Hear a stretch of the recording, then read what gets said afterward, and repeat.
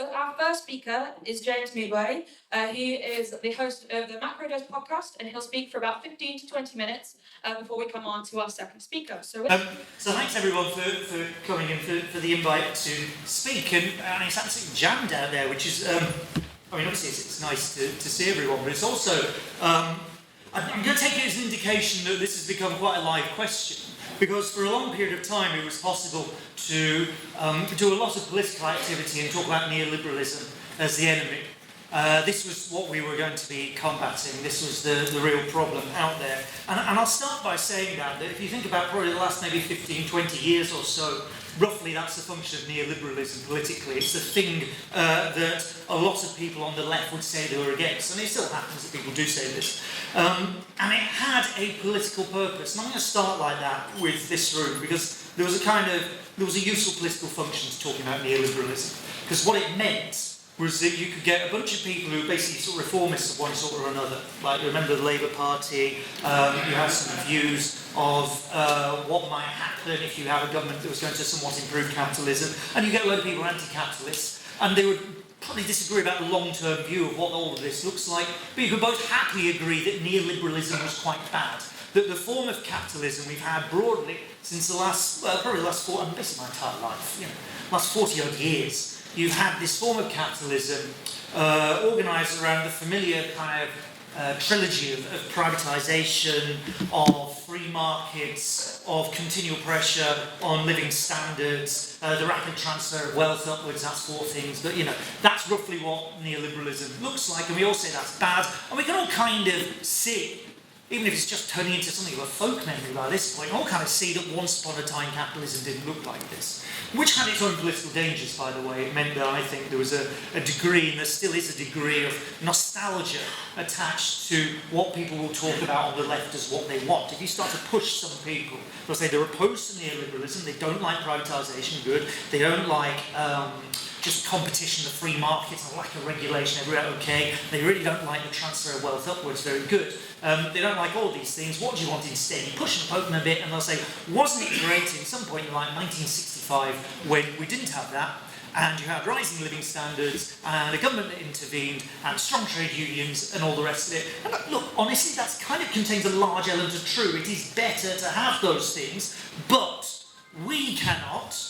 If you're on the left and you say, we have a vision of the future, your vision of the future, our vision of the future, can't really be one that says, wasn't it great 50 years ago, in a sort of dim memory of what life was like back in those hazy times of the post-war consensus when everything was working, and P.S. let's ignore what was happening in the so-called third world, and P.S. let's ignore the other horrors of capitalism at the time, but nonetheless it looks a bit better. Right? That doesn't work for us. It does kind of work if you're Nigel Farage. Right? Because it's just a reactionary argument. You're just able to go, wasn't it great in the good old days? And yeah, okay, trade unions that, but really it was like men going out to work and women in the house and this sort of thing. And that wasn't neoliberalism. Then neoliberalism came along and smashed it all up, and that was terrible, right? That's the Nigel Farage argument. And it has some power because it taps into a kind of folk memory, I think.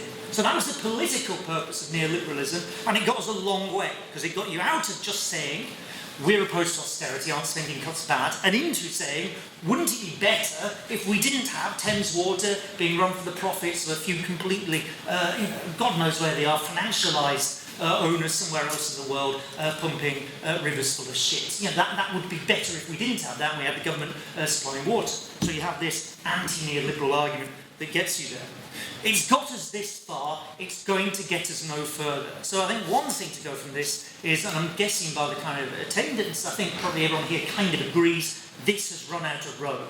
It is no longer useful to talk about a form of capitalism where it is always privatisation everywhere, it is always the free market and competition everywhere, and it is always a transfer of wealth upwards. P.S. that is still happening, but the other two are not functioning in the same way. And this should be fairly, I hope, reasonably clear by now. We've just crashed through around about the first 6 months of Donald Trump making his return to the White House. And what a 6 months it has been, comrades. That you have, for example, on April the 7th, wasn't it? Liberation Day, in Donald Trump's phrase, when he turned up with this kind of game show card of all the tariffs he was going to apply to the rest of the entire world, from insane numbers like 50% or thereabouts in Vietnam. Lesotho, I think, got 63%. There were random islands just inhabited by penguins that got 10%, this sort of thing. Look, the crucial thing here is that this is really not how the world operated for those 40-odd years of neoliberalism, right? It isn't. Because the drive from America then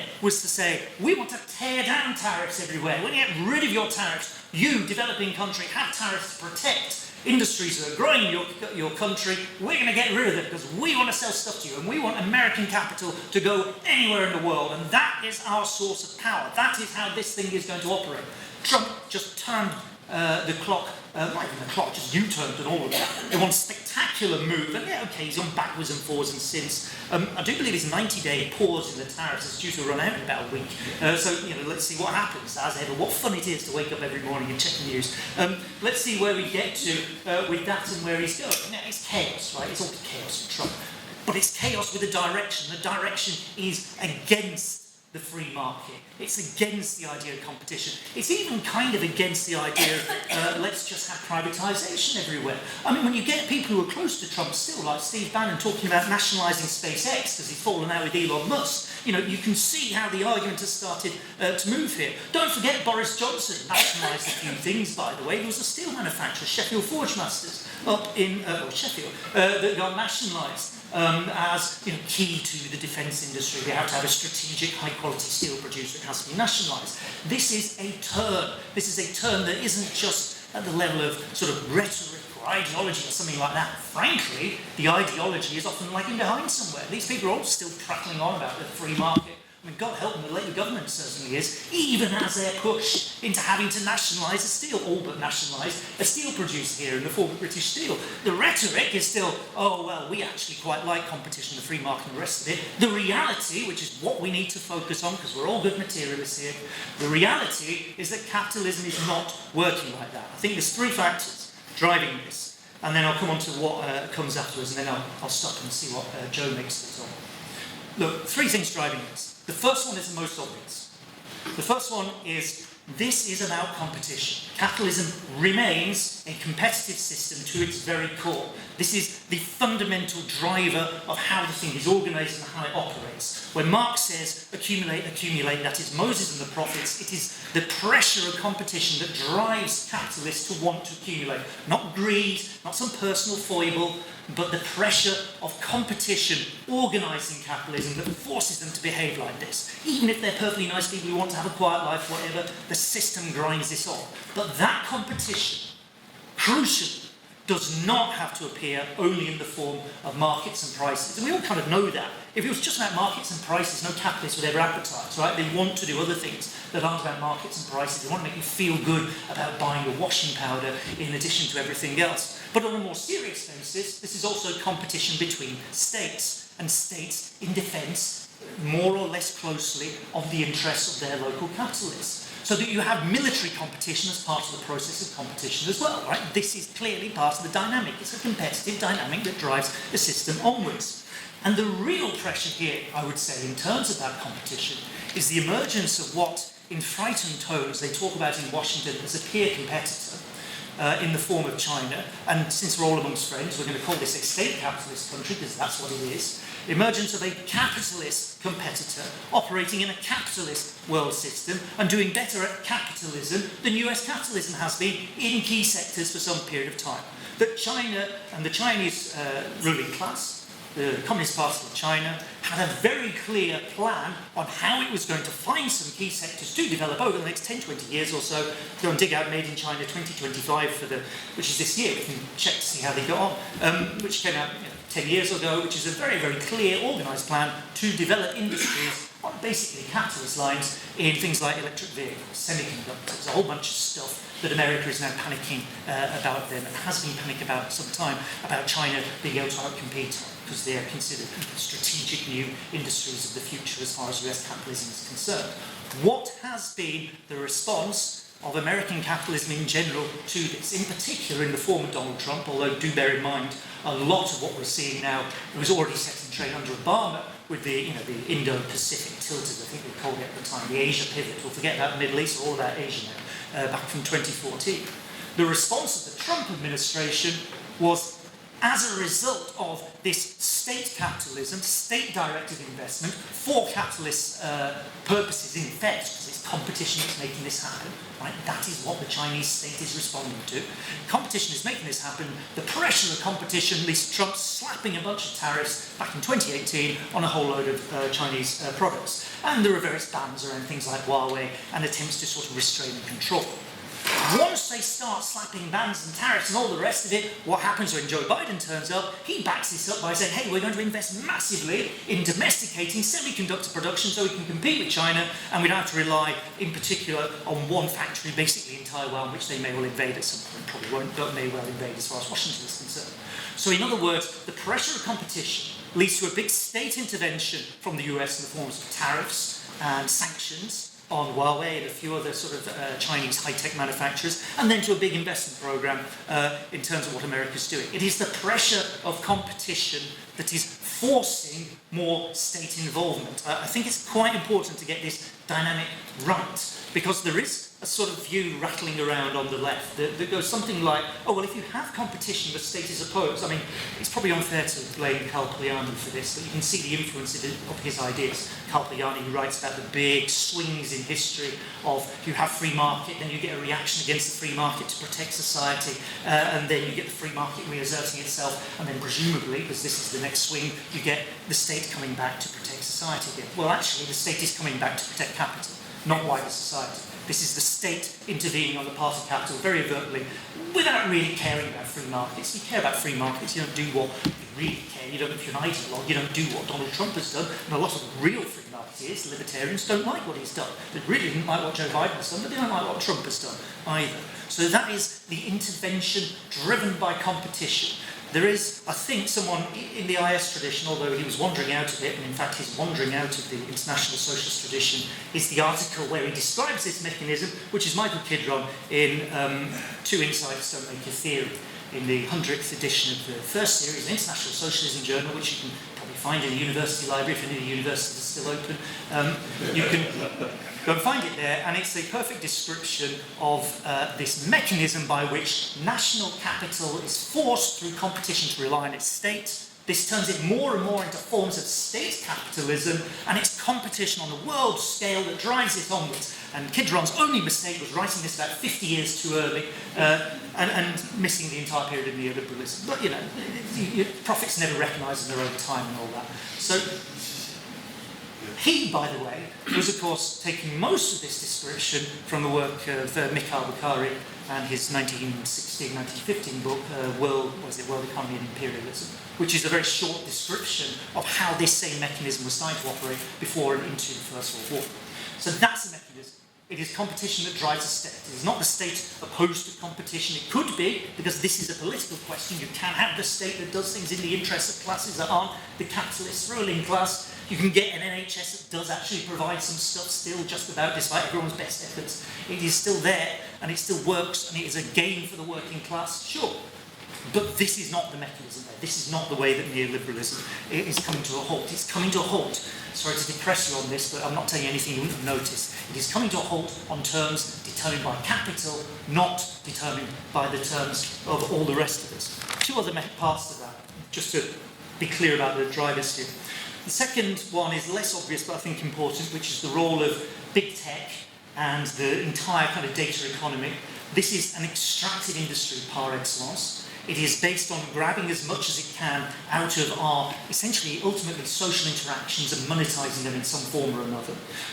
That process requires increasingly forms of state intervention to define what it is when you go out and say, okay, I'm going to take your data here or not. I'm going to have some very tight regulations over intellectual property here, but in terms of doing AI, we're just going to snaffle everything we can across the entire internet. And increasingly, look at the people who are clustered around Trump by now. Look at the people who've been sucking up to it, including Elon Musk, God rest his soul, over the last sort of year or so, trying to get as close as possible to Donald Trump. This is because big tech's dirty secret is that it is also part of this state capitalist enterprise. Palantir, run by someone who claims to be a kind of free marketeer, hate the state, all that sort of thing, Peter Thiel somewhere down the line, actually not true at all. Very dependent on government contracts. SpaceX, basically privatising space and taking the place of NASA. This is that same fusion of state and capital. Third and final thing here, of course, is the massive, overwhelming driver that would appear even if somehow we magicked away China, which possibly is what Donald Trump wants to happen, but isn't going to happen, or even if big tech suddenly became something else entirely, we forgot about the last 20 years. The environmental crisis, the crisis of climate change, the crisis of nature, and the fact that what this is doing is forcing up costs and uncertainty across the world in the most peculiar, unexpected fashion. For example, French nuclear power plants sitting on rivers in France regularly in the summer now have to power down because the water they're getting in to their cooling systems is too hot to cool them properly because of climate change. That results of, there's a whole stack of things in nuclear power plants. The other one is, every sort of, I think the most recent one is just a plant in China, might be a coal plant actually. You have these huge industrial scale enterprises, big nuclear power plant, sucks in vast amounts of water to cool down its operations. The fundamental part of what it's doing, sucking loads and loads of water, they keep getting gummed up by jellyfish and having to close down. It was one of the last remaining nuclear power plants in Scotland had this a couple of years ago. It keeps happening because climate change makes waters warm and it makes them acidic. And most sea creatures kind of hate this, but the jellyfish love it and go absolutely mad, breeding and creating huge swarms of jellyfish, which then clog up nuclear power plants, right? Which is kind of like on my list of things I didn't anticipate in climate change. It's up there, but it's happening. In Scotland, they're dealing with it, I think, by having drones that spot the swarms before they form us. And this is quite peculiar stuff. What does this mean in more serious terms of capital? It's an increase in costs. It is more expensive now and riskier to run your nuclear power plant. I haven't even got into what happens when it turns out half of them are built in, places that are now increased risks of flooding. This is increased costs, increased risks. This is danger. This is you as a private capitalist going, I don't like increased costs. I don't like increased risks. I'm going to go to the state and ask, as, for example, an insurance company, I cannot insure these people anymore in Florida because of extreme weather events. It's going to wipe me out as an insurance company. Can you, the government, step in and deal with it instead? And of course, they go off and do that. That is what it looks like when you have climate change and a panicking capitalist class where it's facing increasing costs. Final bit, because I've just been told to sum up, is what do we do about that? Well, there's a couple of things here. One of them, and this is the bit where I'm going to throw this in as the controversial point to inspire debate and all the rest of it. Look, one of them is that one of the consequences of climate change being bad for capital means that capital's expansion is harder. Growth for capitalists becomes harder because it's more costly to grow. If it's more costly for capitalists to grow, it is also more costly and harder for capitalists to create the thing they rely on for their growth, which is labour, which is people able to work. For example, if you go and look at what is happening in somewhere like India, which is continually held up as the next great, it's a second China, it's really big, it can industrialise massively, off we go. Growing, I think, the fastest growing large economy on the planet at the moment, but it's also somewhere that's being absolutely hammered by extreme heat. What does extreme heat mean? It means you can't work, most fundamentally, or if you are going to work, you have to work with air conditioning. And as soon as you have to install air conditioning and you're a capitalist and you want people to work, it makes it really costly to employ a bunch of people working, so you don't do it. So there's no industrialisation. There's no factory that you build because it's too expensive to do that. So the process of capital accumulation gets halted, and therefore the process of the development and growth of the working class globally gets halted.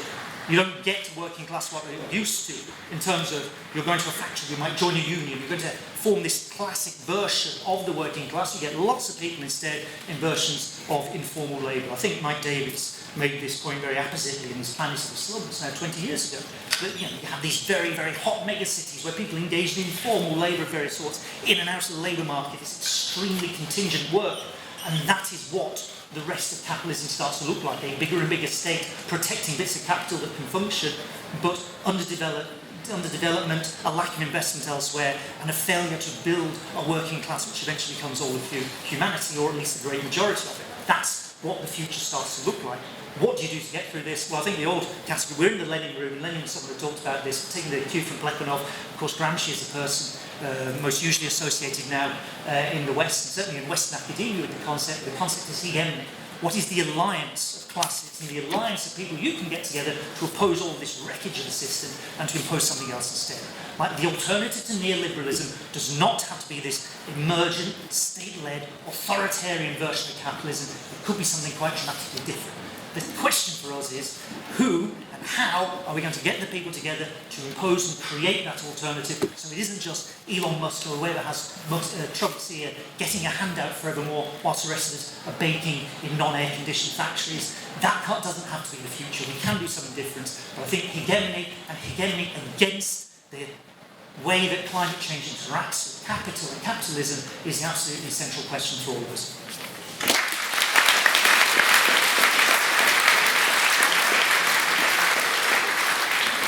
I'm going to now hand over to our next speaker, who is Joseph Choonara. He is the editor of the International Socialist Journal and also the author of one of these books, Unraveling Capitalism, that you can get at Bookmarks Bookshop in the main foyer. He will also speak for about 20 minutes before we move on to the discussion, so I will hand over to you.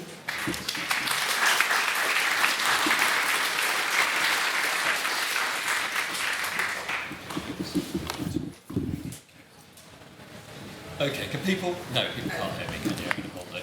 Is that better? Yeah, okay. Thank you, James, for that. I think where I want to start is really looking at the crowds at Glastonbury, chanting, crying out for an end to genocide. The scenes that we saw in Parliament, the shambles of a Parliament last night in Britain, the chaos in America, both with Trump, but also the sort of military onslaught against Los Angeles, and the very heroic resistance that you see on the street of Los Angeles. And I think we have to start from, as James I think does, we're in new times, and because we're in new times, we need a new politics. And I think James has played a really important role in giving us a couple of the ingredients for this new politics. I want to emphasise two things that I've really learned from my engagement with what he's written, said, and so on. The first is that James has placed for a number of years a really strong emphasis on the fact that the ecological crisis cannot be a sort of adjunct to our politics, something that we add on to the end. I think, this goes back to a tradition of Marx, who talked about labour being the metabolism between humanity and nature, and the way that capitalist industry distorts and degrades that form of metabolism. But it's something that James has made extremely concrete in his writings, and I think it's absolutely essential that we follow him in doing that. So ecology and the climate crisis is not just an add-on to the crisis that we're seeing.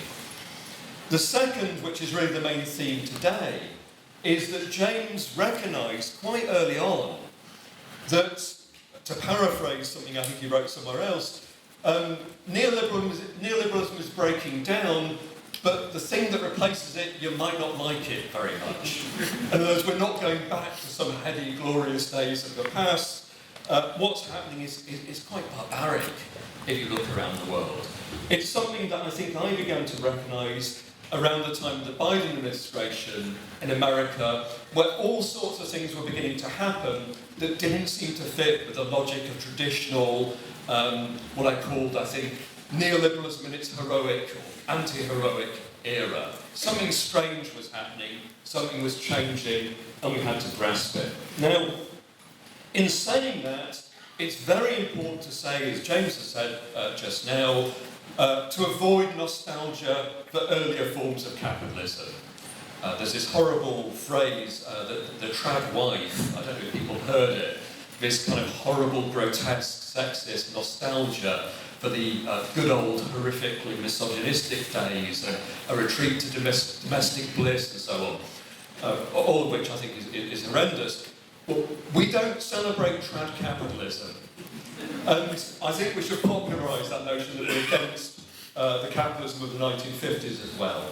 When we talk about neoliberalism, we're not talking about a mode of production. The mode of production is capitalism, which is built around exploitation, the attendant forms of oppression that accompany it, the competitive accumulation and imperialism that James has already talked about.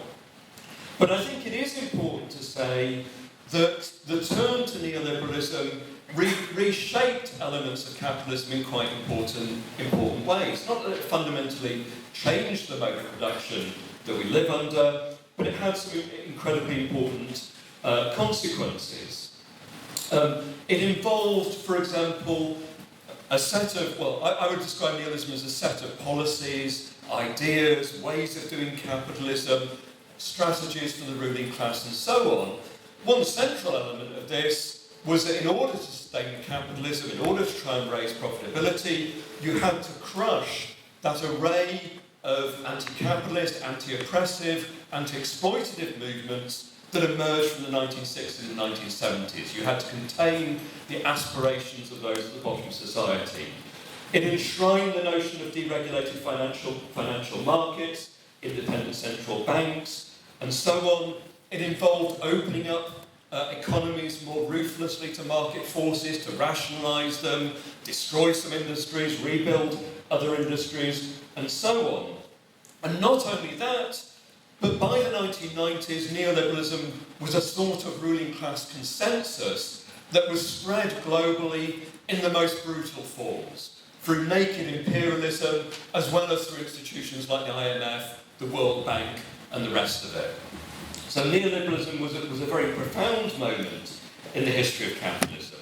What neoliberalism wasn't, and we shouldn't be under any illusions about this, is it wasn't the implementation of a straightforward recipe book from Hayek, Friedman, or anyone else. A lot of this was brutally sort of pragmatic in how it came about. The ideas were quite important in giving a cohesiveness to the ruling class.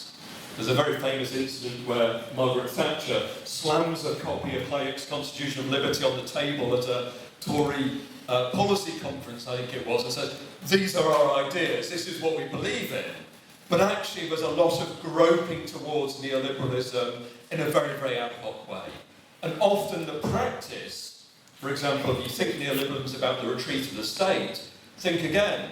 States remained massive, massive players in the world economy, and indeed state expenditure tended to rise through the neoliberal period. So we have to understand what it is and what it isn't. Now, what I really want to talk about is why it's breaking down and what it means for the future. And I think there are three elements, adding to what James has said, that we should emphasise. The first has already been talked about, which is the centrality of inter-imperialist competition, and in particular the rivalry between the US, occasionally the US and the people like Biden tries to dragoon other Western countries into this alliance, the confrontation between them and China. And I think this is absolutely central. I think James has put it very, very well. Let me just say that I think it's a sort of inversion of the rhetoric from ruling class circles that you sometimes got in the late 90s and early 2000s, that as China became more capitalist, as it developed financial markets and so on, it would begin to emulate the Western democracies. Well, you also forgot from that picture the other side of it, which is these states see China, which has an explicitly state-directed economy, which uses explicitly state capitalism, and figures within the Western ruling class can look at it and think, we want a bit of that. We want to deploy our state in deeply authoritarian ways to try to see off the rivalry of China, often taking a very brutal militaristic form, as we see in recent months and years. So that inter-imperialist competition is absolutely central to what's going on. Secondly, we can see the way that capitalism is running up against its limits. We see the ecological and economic strains coming together in moments like the pandemic, in moments like 2008, and in moments like the current moment. And James has spoken very well about some of the consequences of that, so I won't repeat the point. But I think it's important to say that states and central banks tied to states have become incredibly important managers of crisis. Every crisis is met with a wave of state and increasingly central bank intervention to bail out the system in different ways. And this transforms neoliberalism. The third thing, which I think is very important, adding to the ecological and the general economic problems and so on, is the way in which the turn to neoliberalism failed to resolve the crisis of profitability of the capitalist system, which had emerged in the 1970s and early 1980s. What you get there is a succession of crises that partially restructure the system, but what they don't do is restore profitability to the kind of levels experienced in the post-war boom in the 50s, in the 60s, and so on. And because of that, profit rates remain at relatively low levels across the major economies. It's a different pattern in China, but I'm emphasising America, Britain, France, Germany, and so on at this point. There's a slightly different pattern in China, where you see profit rates come down a bit later in the period. But in the Western powers, profit rates remain at relatively low levels. So what you get is this turn to credit expansion, financial exuberance, and so on, to drive the system forwards, making it deeply, deeply unstable and requiring these repeated bailouts to fix it. But another very important consequence of this, as capitalism experiences a degree of relative stagnation, it more and more begins to feel like a zero-sum game. Look at New York City and the extraordinary breakthrough of Mamdani in the Democratic primaries in NYC. This radical figure who's going to become the next mayor of New York and so on. There's a very interesting piece by Adam Tooze where he talks about the stark, raw, classic inequality that features in cities like New York City. All this inequality compressed together under neoliberalism, exploding in these political radicalisations, both to the right and left, which I'll say more about in a moment. So more and more, capitalism feels like this brutal contest between different players, different classes within this game. And I think this is tremendously important in both eroding the old consensus around neoliberalism, but also driving this polarisation of politics. Now, I think it's something we have to recognise about these kinds of transitions within capitalism. We're not talking about an overnight transformation of the system, and this is important. The period from, if we like, the Wall Street crash and the consolidation of Stalinism at the end of the 1920s, through to the emergence of a Keynesian global consensus in the post-war period, we're talking about a period of 25, 30 years of transition. Similar, and a very brutal transition, encompassing the rise of fascism, the slump of the 30s, the Second World War, and so on. If you look at the rise of neoliberalism, going from sort of 1971, when Nixon floats the dollar, 1981, the Volcker shock, through to the rise of Thatcherism, Reaganism, and so on, this brutal class war, we're talking about a period of decades. And we shouldn't expect this transitional period that we're experiencing to be over any quicker. This is reinforced by the fact it's not at all clear what a ruling class consensus would look like at this point in time. The crisis is extraordinarily deep, particularly the ecological dimension of crisis, and I think we're in for a very long, very tumultuous period of transition as the ruling class try and grope towards a new solution. And in that sense, figures like Donald Trump, as they used to say, he's not a bug, he's a feature. And what I mean by that is the emergence of these kind of figures who don't play by the normal institutional rules, who are mavericks, who are prepared to do the unthinkable, unspeakable, and so on, who are prepared to be quite transactional in their foreign policy, often quite pragmatic in his dealings with other ruling classes and so on. This is a feature of the situation. And we're going to see more figures like this emerge. And they'll do enormous damage. They won't solve the problems that we confront, but they're part of this process of transition. And it brings me to one of the very important political consequences I draw from this. We are seeing the rise of figures like Trump and the far-right currents they present or represent on a global scale. And this is extraordinarily dangerous. Not because we're on the verge of fascist dictatorship now, but because if we are in a period of crisis, and if James is right in emphasising the depth of that ecological, economic, political, social crisis, there may come a time when the ruling class, who are not prepared to do this today, are in the future prepared to gamble on a much more all-encompassing form of authoritarianism, fascism, and so on, to drive through a murderous assault on working class people, the oppressed, and so on. This is a real danger in the situation. So when we talk about the necessity of anti-fascism and anti-racism, that's not just a pragmatic thing for the here and now. We're talking about the possibilities in the future, and we need to guard against that possibility emerging not just in the next year or so, but 5, 10, 15 years down the line. Now, what that means really for us, and this is really where I want to start to finish, is that the political stakes, the question of what the left does in this situation, is extraordinarily important. And I want to finish by offering some thoughts about what the left can do to address the crisis. First of all, let's acknowledge, and it doesn't take much to convince you of this, that Starmer's Labour Party is not very good.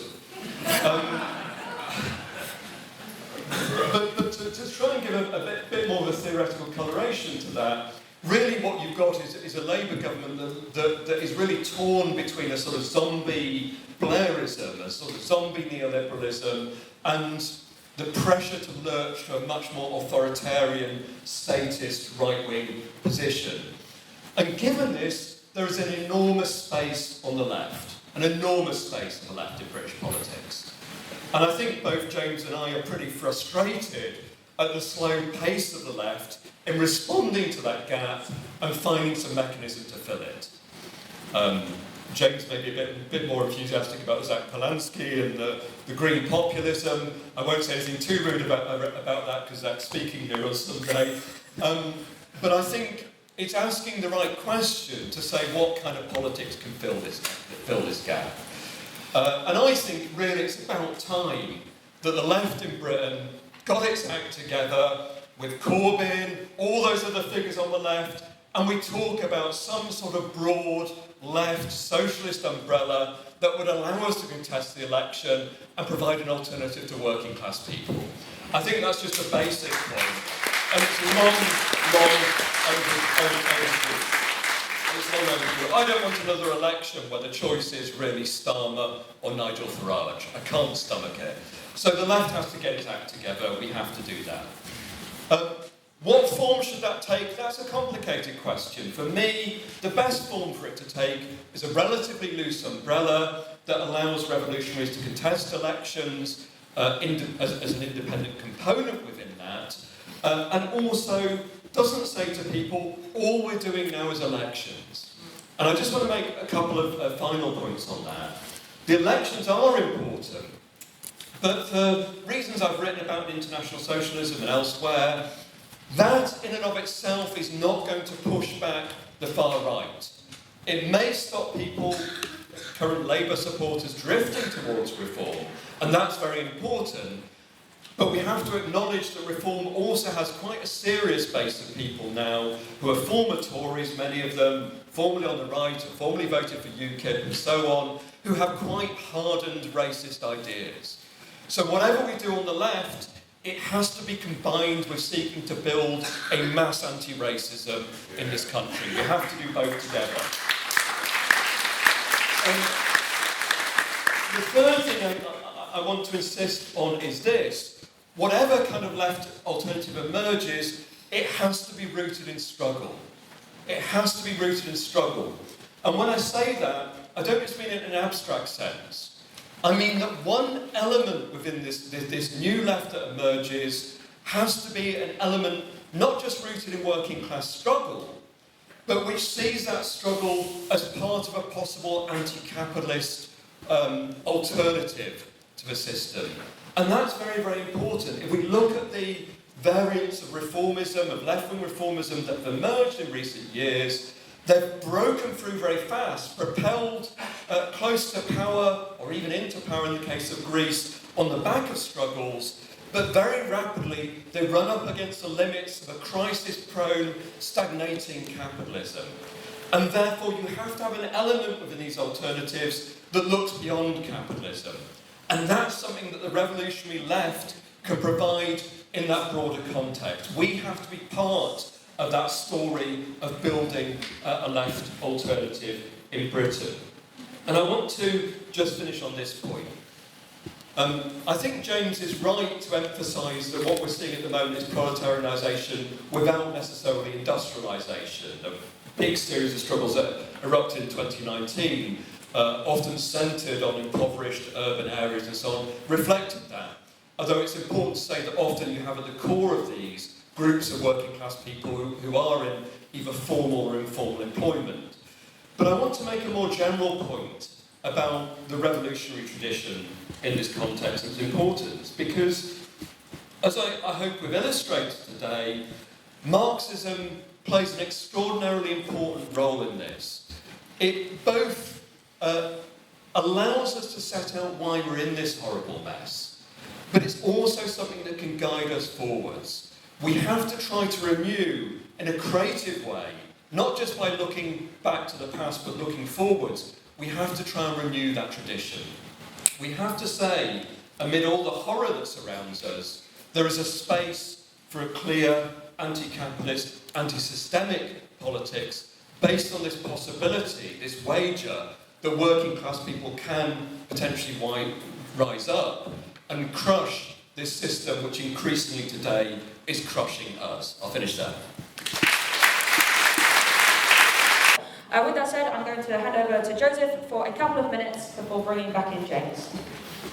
Yeah, thanks a lot for a really interesting discussion. I want to start by trying to respond to the question over here about the sort of neoliberal self, because it's a good question. I don't have time to develop a full answer, but I want to say this. I work in probably one of the most neoliberal institutions in Britain. I work in a university. And I just want to give a little example about how this notion of we are all entrepreneurs of the self, as it's presented to us, how it can begin to break down. Because at the moment we have a sort of prelude to a redundancy programme. So I'm sitting in meetings with colleagues day after day after day as a union representative, standing alongside my fellow workers, and every time we have one of those meetings, we say, we may scrap your job, you may be unemployed in a few months' time. I hope you're taking care of yourself. I hope you're doing yoga. I hope you're taking time to go for walks and so on. There's this highly individualised conception that is weaponised against us, and it allows them to present themselves as caring, thoughtful human beings, which they're not. They're thugs and barbarians. These people. I think some of the university work isn't real. How do you transform that? It's really easy. You get up in those meetings in front of management, in front of your colleagues, and you say to them, if we stand together, if we fight in solidarity, if we go on strike, we can win this battle. We can smash them. We can save your jobs. And that's how you begin to break it down. But it's tremendously important we have people in workplaces who can say, this neoliberal conception of the self, that's bullshit. That's nonsense. We don't believe that. We do believe we have collective strength if we wield it as working class people. And by the way, just one other thing I'd say about my travails as a UCU representative, we couldn't build resistance in the workplace unless we took up every issue. It's the work we do around Palestine, around anti-racism and so on, that allow us to flex our muscle in the workplace over these wider questions of jobs, pay, and all the rest of it. And we need a left that can take these things up. The second point I want to make, more briefly if I may, I think Alex makes a really important point about this transitional period. Because the ruling classes don't just confront a moment of extraordinary economic weakness, they're also confronting the legacy of decades of neoliberal corporate globalisation and the way that this has created a world of quite powerfully integrated across borders, markets, financial markets, export markets, and so on and so forth. And this actually makes it harder to navigate in many ways. And I think the bond markets are a really good example of this. You know, we don't have to think about what a hypothetical left government would face. Think what the bond markets did to Liz Truss. You know, a right-wing Tory scumbag, frankly. They decimated a government in a matter of days. So this is an enormous pressure on the ruling class, not just to return to a straightforward statism, but to try to navigate this in the context of these very, very tightly integrated global markets and systems. So I think there's a huge challenge for them. But by the way, it's one of the reasons why they got Bidenomics in America. They were talking about something similar in Britain. Rachel Reeves, I think, called it Securonomics. Securonomics was an incredibly watered down, sort of nothing version of Bidenomics. And it reflects that enormous pressure on government spending in this context. Final point I want to make is this, which is just what Rob Hogan and other people were saying. When I talk about transitional period, I'm not talking about all these kind of neoliberal sensibilities disappearing overnight. I think we confront a very unstable situation where there'll be elements of continuity of neoliberalism, the tax-cutting agenda of Trump, the sort of regressive tax policies and so on, combined with new elements emerging that will lead to an unstable and novel complex of different systems, policies and so on. One very important feature of that is it's not terribly coherent.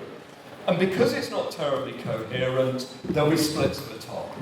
You know, it's fascinating to watch America at the moment. When you get figures like Steve Bannon, one of Trump's buddies, saying of Elon Musk is an illegal immigrant parasite, down with the global.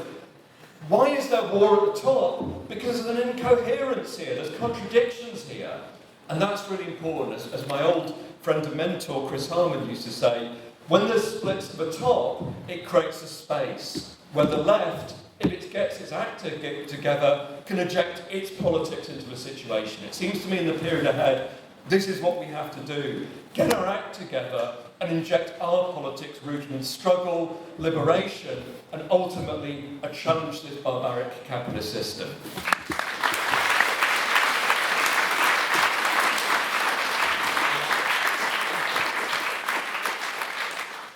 Thanks for that. That was, loads of interesting things in there, some really good points. And I wanted to pick up on the issue of finance and financialisation in particular, because it's a sort of missing part of what I was talking about, at least, of Alex and Rob raised in particular, a few other people touched on this. This does look like the biggest contradiction going at like a world scale.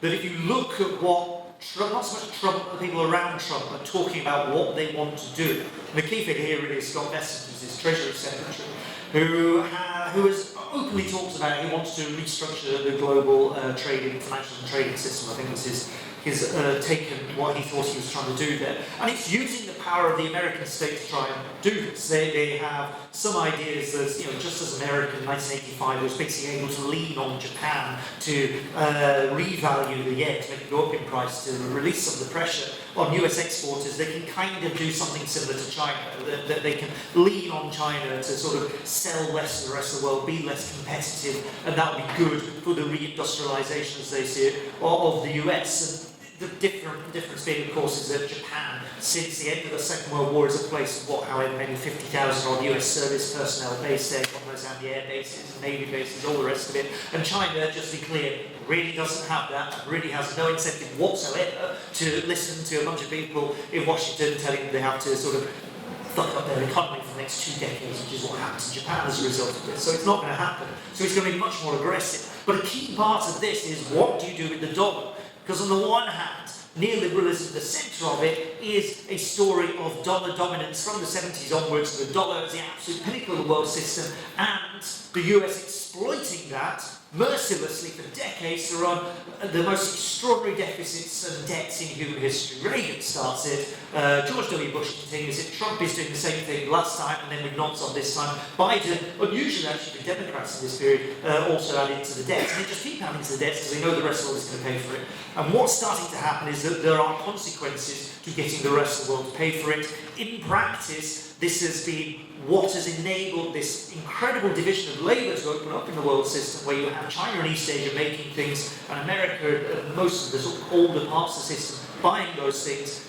There's a balance of sorts, at least until 2008. That balance has broken down, and now they're left with a dollar system in which the dollar is still preeminent, but there are costs and expenses attached to having that happen, one of which is that China is now looking like a serious competitor in a range of industries that in Washington you deeply care about, because they have some relationship to defence, and there's usually like semiconductor production. So there are big costs here, and there are various schemes and plans and ways to try and get around that, the so-called Mar-a-Lago Accord. It hasn't happened, it's a hypothetical deal with China in which you simultaneously devalue the dollar, persuade all your friends to carry on holding on to dollar assets even though they've all been devalued. Get them also, because you saw J.D. Vance rocking up to the Munich summit to tell everybody in Europe this, get everybody to pay for their own defence somehow because you want to cut some of the costs there, and everything will just carry on its America first and everything's good again. Right? That sort of version of events, which actually Trump's chair of the Council of Economic Advisors, Stephen Miran, wrote up before Christmas last year, the paper helpfully titled The User's Guide to Transforming the World Financial System. That is roughly, there's a logic to where the people around Trump want to get to. This is how they're trying to square some of those contradictions. But it is a massive contradiction, and it's one they can't easily get out of, because the dollar is really good if you're American. It's really good that it's the world currency. It gives you immense power in various different ways, but it comes now with costs, and we're kind of wanting to get out of that system and try and do something else. Final bit of this is, I think it's right also to just emphasise the importance of central banks. I would say that, look, the story of Liz Truss isn't really one about bond market power, it's about central bank power, right? The reason Liz Truss resigned was because Andrew Bailey popped up in Washington at the IMF, no less, on the Tuesday before, the week before Kwasi Kwarteng resigned, followed by Liz Truss, to tell very, very clearly, in no uncertain terms, to tell reporters and the rest of the world that the assistance the Bank of England was providing to financial markets and parts of the bond market in particular, they would now withdraw at the end of the week. The result was a massive increase in the financial crisis around that government. Kwasi Kwarteng was gone as Chancellor by the weekend, and Truss about a week later, right? That is the power of the central bank. It's a perverse form of power, it's entirely negative. It's I will threaten to turn off your life support machine power, but that is a real power. And the way in which these state institutions are now about the most important institution that capitalism has is a transformation over the last few years, and it's one that extends beyond the domestic country. If you start to look at the use of swap line support, in other words, support to other central banks, usually your preferred central banks around the world, and how that reinforces these lines of power of hierarchy and domination of the rest of the world. I would absolutely sum up on this. Look, I basically agree with pretty much everything that everybody said in all this, and particularly I think Joe's points around what does the political alternative look like, what does the immediate consequences of this look like. It is absolutely right to say that because this is a process of transformation in which the outcome is absolutely not decided and it is contradictory and no one has a particularly clear on what to do, least of all in many ways Donald Trump, I mean, let alone Keir Starmer to help us, right? Because they don't really know what they're groping towards, but they're being pushed along in a certain direction. That is where there's the opportunity for us to suggest, create, and even impose an alternative. That is where the hope, I think, starts to lie on this. The system is breaking apart and changing, and there is an outcome that is worse than neoliberalism by some distance, right? A totally authoritarian state-led capitalism would be worse than neoliberalism as we've experienced it. But that doesn't have to be where we get to, and we're not necessarily going to get there. And because it's contradictory and chaotic, there is some hope in all of this.